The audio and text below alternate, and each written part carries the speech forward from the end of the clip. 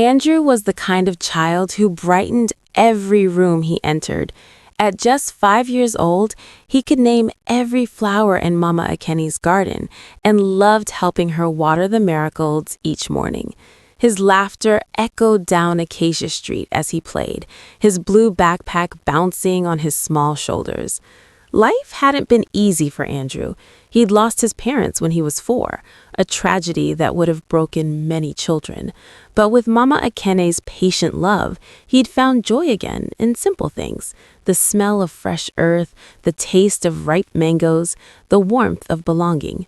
Andrew's days had a rhythm that made him feel safe. Every morning, he woke to the smell of Mama Akene's cooking, usually a kamu with a drizzle of honey, the way he liked it best. She'd be humming in the kitchen, her wrapper tied securely around her waist, her movements slow and deliberate as she prepared their breakfast. "Good morning, my sunshine," she'd say when he padded into the kitchen, still rubbing sleep from his eyes. "Did you dream sweet dreams?" After breakfast, they'd tend the garden together. This was Andrew's favorite time of day.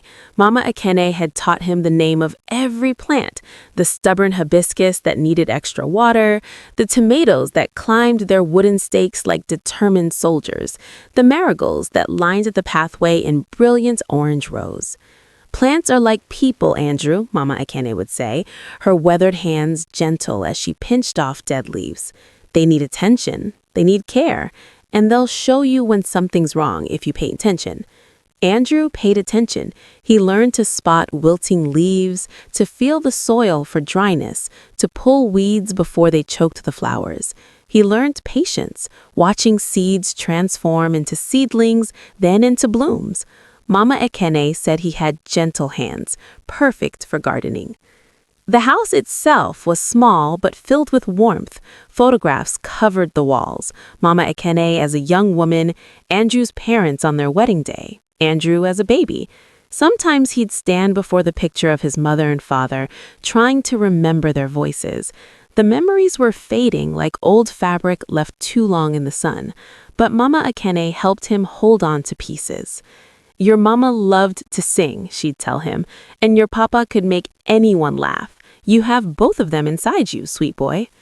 In the afternoons, after kindergarten, Andrew would help Mama Akene with small chores. He'd fold the dish towels into neat squares. He'd arrange his toys in their proper bins. He'd set the table for dinner, carefully placing the forks on the left and the knives on the right, just as she taught him.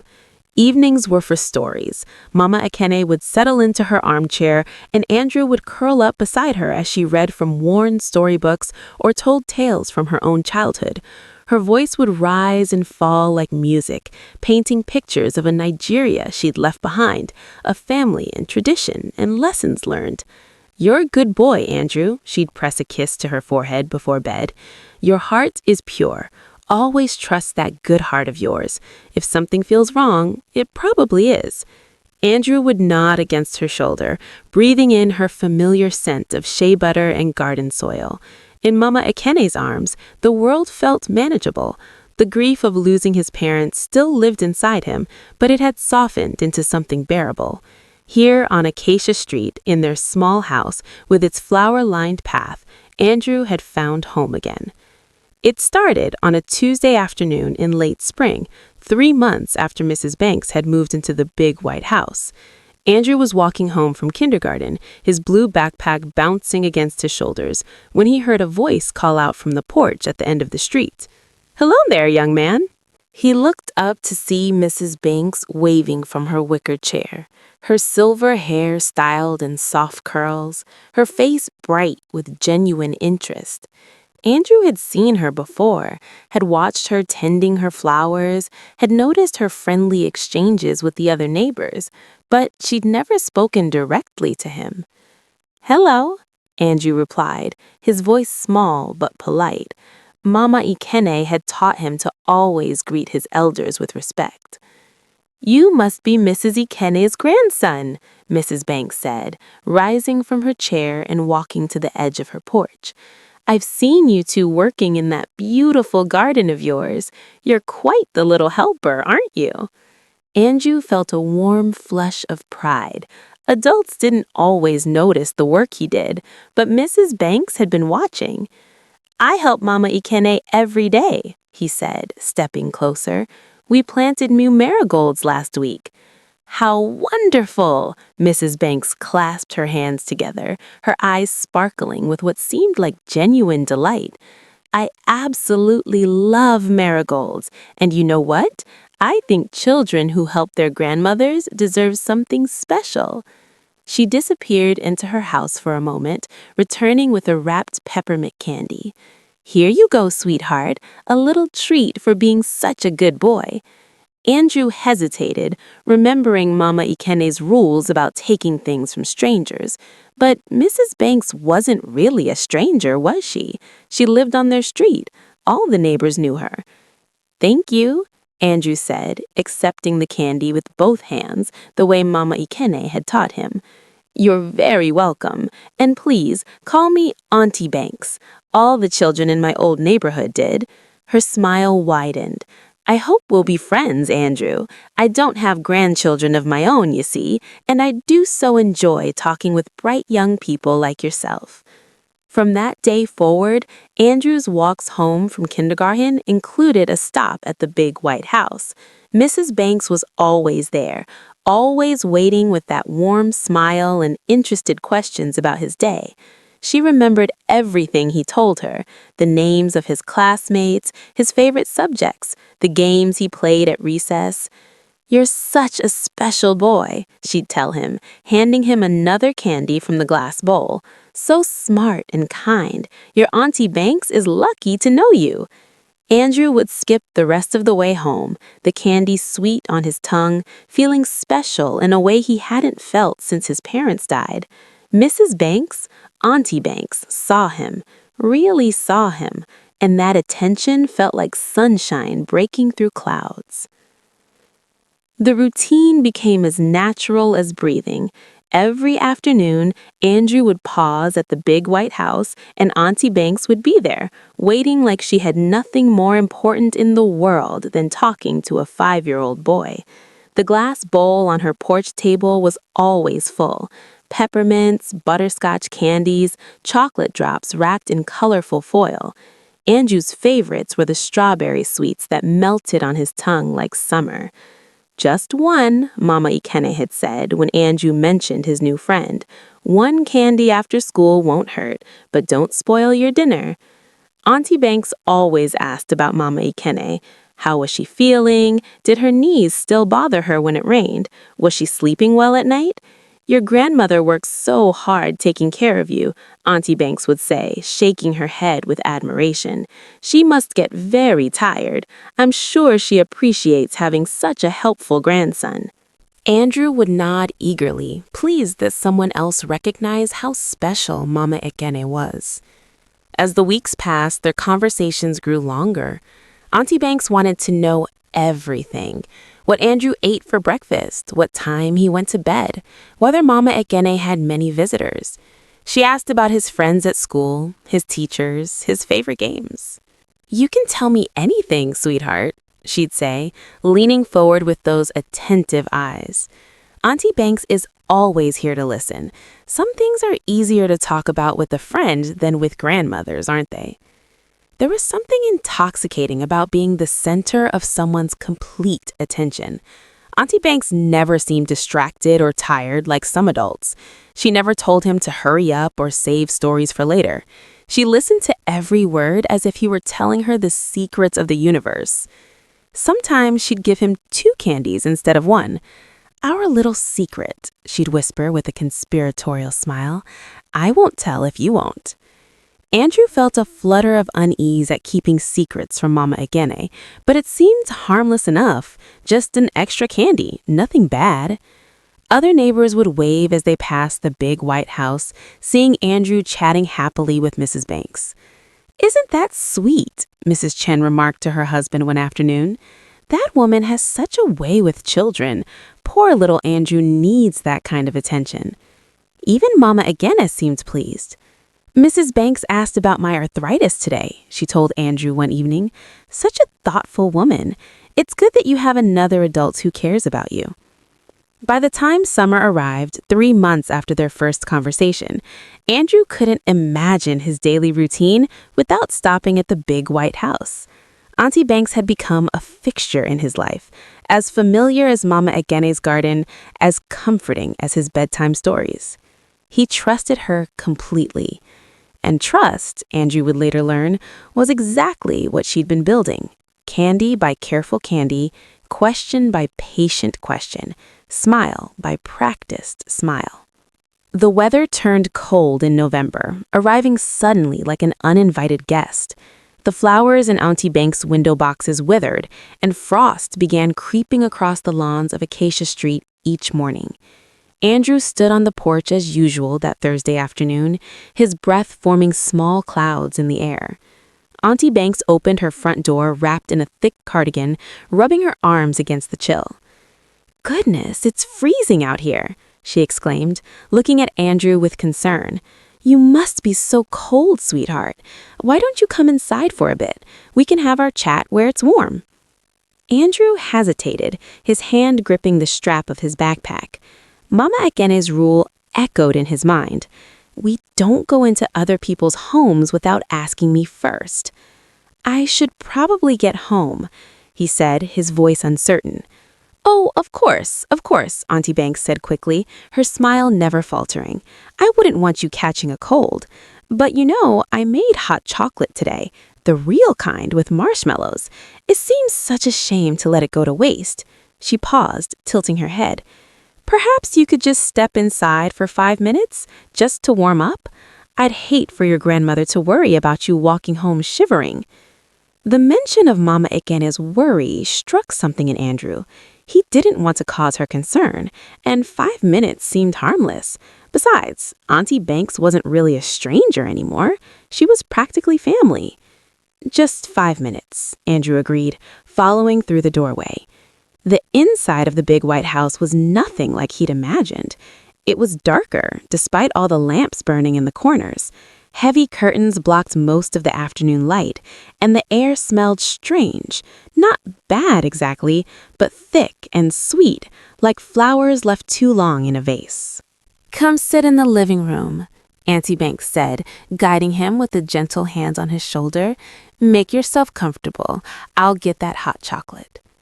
Andrew perched on the edge of a floral sofa, his backpack still on, his feet not quite touching the floor. The room was cluttered with porcelain figurines and framed photographs of children he didn't recognize. Some of the pictures looked old, their colors faded. "Here we are," Auntie Banks returned with a mug topped with miniature marshmallows. She sat beside him, closer than she'd ever sat on the porch. "Isn't this nicer than standing in the cold?" Andrew sipped the hot chocolate. It was delicious, warm and sweet, chasing away the chill from his fingers. "Andrew," Auntie Banks said softly, "you can come inside anytime you want. This can be our special place, just for us. Wouldn't that be nice?" Something in Andrew's stomach tightened, a feeling he couldn't quite name, but Auntie Banks was smiling at him with those kind eyes, and the hot chocolate was warm in his hands, and surely there was nothing wrong with having a special place. That would be nice, he heard himself say. The visits inside became routine. 2 weeks passed, then 3, and Andrew found himself spending 20 minutes, sometimes 30, in the dim living room of the big white house before heading home to Mama Ekene. He told himself he'd mention it to his grandmother eventually, but Auntie Banks had a way of making their time together feel special, like a gift that would lose its magic if shared. "This is our secret time," she'd say, patting the sofa cushion beside her. "Just you and me. Everyone needs someone who's just theirs, don't they?" The questions became more specific. Auntie Banks wanted to know which days Mama Ekene went to the market, what time she usually took her afternoon nap, whether she locked the doors during the day or left them open like most people on the street. "I worry about your grandmother living alone with just a small child," Auntie Banks explained when Andrew looked puzzled. "If something happens, I'd want to know how to help. That's what good neighbors do. We look out for each other." That made sense to Andrew. He answered without hesitation. She asked about Mama Akene's friends. Did many people visit? Did she talk on the phone often? Was she the type to check on Andrew every few minutes? Or did she trust him to play independently? Your grandmother seems like the trusting type, Auntie Banks observed one afternoon, her fingers drumming slowly on the armrest. That's a beautiful quality. Trust is so important, isn't it, Andrew? Andrew nodded, though that tight feeling in his stomach had returned. Something about the way Auntie Banks said trust made it sound different than when Mama Akene used the word. The room seemed darker each time he visited, though Andrew couldn't say why. Auntie Banks had begun closing the curtains completely, saying the winter sun faded her furniture. The sweet flower smell had grown stronger, almost cloying. "Does your grandmother ask where you've been when you get home?" Auntie Banks asked one December afternoon, her eyes casual but sharp. "Yes, ma'am." "Good boy." Auntie Banks smiled, but it looked different than her usual smile, tighter somehow, like a string pulled taut. "That's not a lie, is it? We do talk on the porch first. What happens after is just extra, our special extra time. No need to mention every little detail to your grandmother. She has enough to worry about." Andrew shifted uncomfortably, his backpack heavy on his lap. He'd started keeping it on during these visits, some instinct telling him to stay ready to leave. "I think I should go home now," he said, standing. "Of course, sweetheart." Auntie Banks rose too, walking him to the door, but her hands lingered on his shoulder a moment too long. "Same time tomorrow?" Andrew nodded because he didn't know how to say no to adults. But walking home that afternoon, his candy tasted wrong in his mouth. It happened on a Wednesday, 2 days before Christmas break. Andrew had been inside the big white house for maybe 10 minutes when Auntie Banks returned from the kitchen carrying something new. Not hot chocolate this time, but a small glass of orange liquid with a pill floating at the bottom. "I have something special for you today," she said, her voice bright with forced cheer. "Vitamins, to keep you healthy and strong through the winter."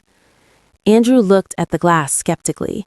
Mama Akene gave him vitamins sometimes, but they were chewable tablets that tasted like fruit, not pills in cloudy liquid. "What kind of vitamin?" he asked. "The best kind," Auntie Banks said, sitting beside him, closer than usual. Too close. "The kind that helps growing boys stay alert and energetic. All the children who visit me take them." Andrew didn't know Auntie Banks had other children visiting. She'd never mentioned them before. Something about that felt wrong, like a puzzle piece that didn't fit. "I don't think I need vitamins," he said quietly, not wanting to seem ungrateful. "Mama Akene gives me some already." "Oh, but these are different, special." Auntie Banks' smile remained fixed, but her eyes had changed. They looked harder now, urgent. "Come now, Andrew, you trust your Auntie Banks, don't you? After all I've done for you, all those treats, all those conversations." The way she said it made the treats sound less like gifts and more like debts Andrew owed. "Drink it for me, sweetheart." She held the glass toward him. "Just a few sips. It'll be our little secret, like everything else." Andrew's hand trembled as he took the glass. The liquid smelled bitter, chemical, nothing like the orange juice it resembled. Every instinct Mama Akene had tried to teach him was screaming now, that voice inside him that said something is wrong, something is very wrong. He raised the glass to his lips, but didn't drink, pretending to sip while keeping his mouth closed. "All of it, Andrew." Auntie Banks's voice had lost its warmth entirely. "I need you to drink all of it." "I don't want to," Andrew whispered, setting the glass down on the coffee table with shaking hands. "I want to go home now."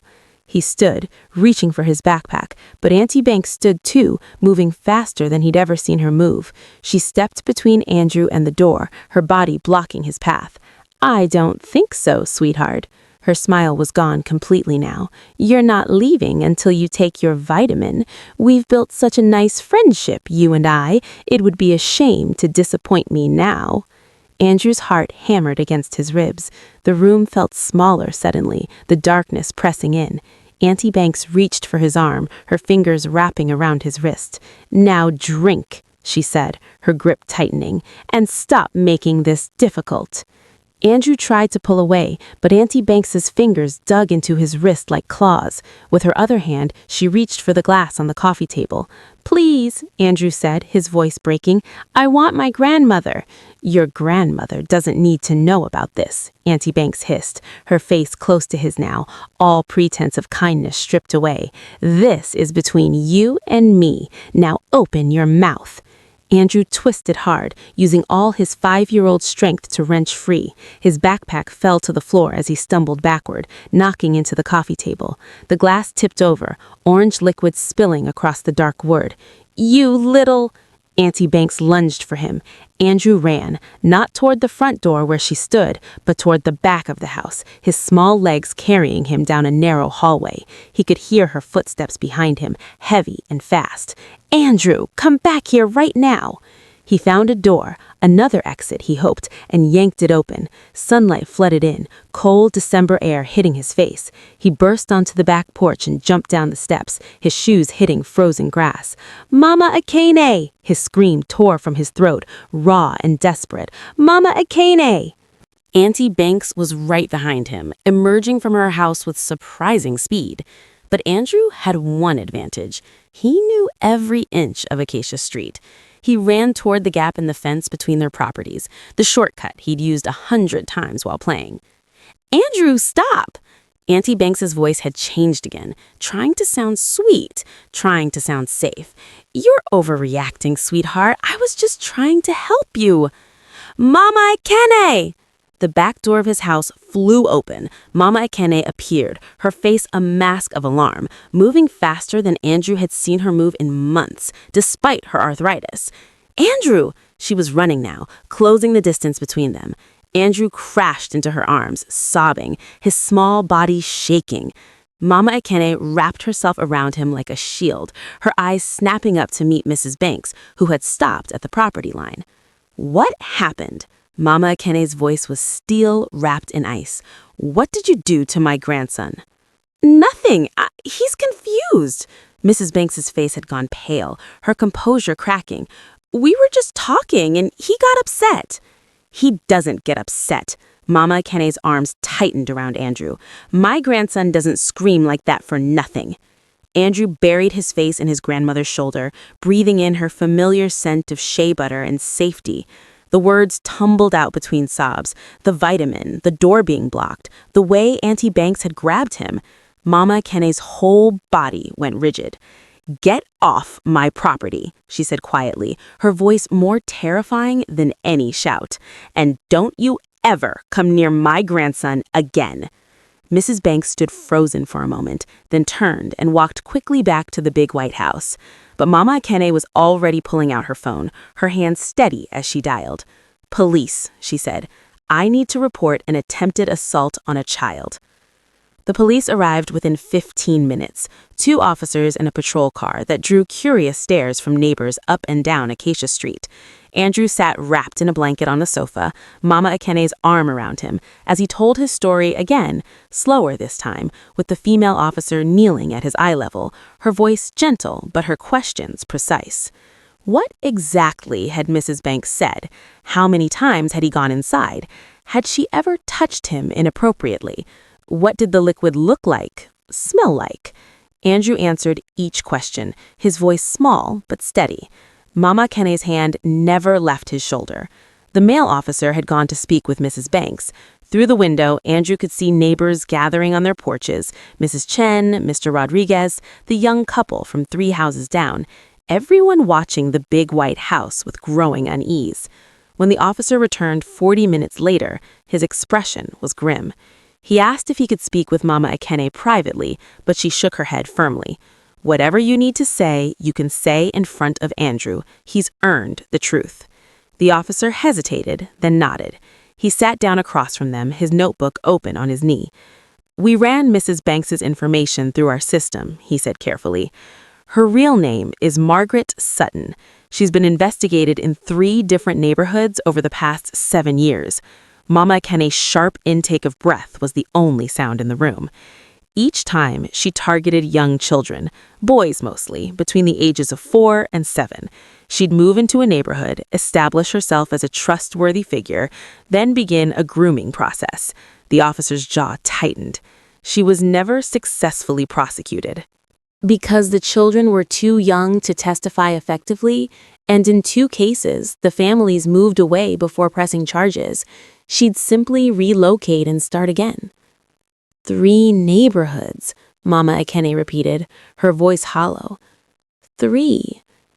We found evidence in her home, photographs of children from previous neighborhoods, detailed notes about their routines and families, and we recovered the glass your grandson mentioned. We're having the liquid analyzed, but preliminary tests suggest it contained a sedative. Andrew felt Mama Akene's arm tighten around him, her body trembling with rage or fear or both. The good news, the officer continued, is that this time we have enough evidence. Your grandson's testimony, the physical evidence, her pattern of behavior across multiple jurisdictions, we can build a case. She's being taken into custody now. Through the window, Andrew watched as Mrs. Banks, Margaret Sutton, was led from the big white house in handcuffs. Her silver hair caught the afternoon light one last time. She didn't look kind anymore. She looked small and old and ordinary. How many children? Mama Akene asked quietly. How many did she hurt before my Andrew? The officer's silence was answer enough. The nightmares came first. For weeks after that December afternoon, Andrew woke gasping in the darkness, his sheets tangled around him, the taste of imagined bitterness on his tongue. Each time, Mama Akene was there, holding him until his breathing steadied, reminding him that he was safe. You did nothing wrong, she'd whisper into his hair. You were brave, so brave. But Andrew didn't feel brave. He felt foolish for trusting someone who'd only pretended to care. He felt guilty for keeping secrets from Mama Akene. He felt small and scared, in a way he hadn't since his parents died. The therapist Mama Akene found was a kind woman named Dr. Okafor, who had toys in her office and never pushed Andrew to talk before he was ready. Over weeks that stretched into months, Andrew learned new words for what had happened to him: grooming, manipulation, predatory behavior. Some adults are sick in ways you can't see, Dr. Okafor explained. They use kindness as a tool, not a gift. That doesn't mean all kindness is fake, Andrew. It means you're allowed to question it. You're allowed to trust your feelings. Slowly, Andrew began to understand. The tightness in his stomach when Auntie Banks asked too many questions, that had been his instinct warning him. The discomfort when she closed the curtains, when she moved too close, when she spoke of secrets, those were his body's way of protecting him. You listened to yourself when it mattered most, Mama Akene told him one evening as they worked together in the garden, spring flowers pushing through the soil. You said no. You ran. You called for help. That's what brave looks like. Andrew learned to say no in Dr. Okafor's office. Small no's at first. No, I don't want to talk about that today. Then bigger ones. No, I don't feel comfortable with that. The word felt powerful in his mouth, a shield he'd always had but never knew how to raise. At school, when his teacher asked him to stay after class for extra help, Andrew's heart raced. But this time, he asked why. He asked if they could work with the door open. He asked if he could tell Mama Akene first. His teacher smiled and said, "Of course, Andrew, those are very smart questions." 6 months after that December day, Andrew stood in Mama Akene's garden, the sun warm on his face, his hands gentle around a seedling. The big white house at the end of Acacia Street stood empty now, a tattered for sale sign staked in the overgrown lawn. "Mama Akene," Andrew asked, patting soil around the small plant, "if someone is kind to me, how do I know if it's real?" His grandmother was quiet for a moment, her weathered hands working beside his. Real kindness doesn't ask you to hide it. Real kindness doesn't make you feel uncomfortable. Real kindness never, ever asks you to ignore that voice inside that says something's wrong. Andrew nodded, understanding settling into his bones. The marigold before him stretched toward the light, its roots taking hold in honest soil. He was taking root too, wiser now, scarred but healing, and finally truly safe.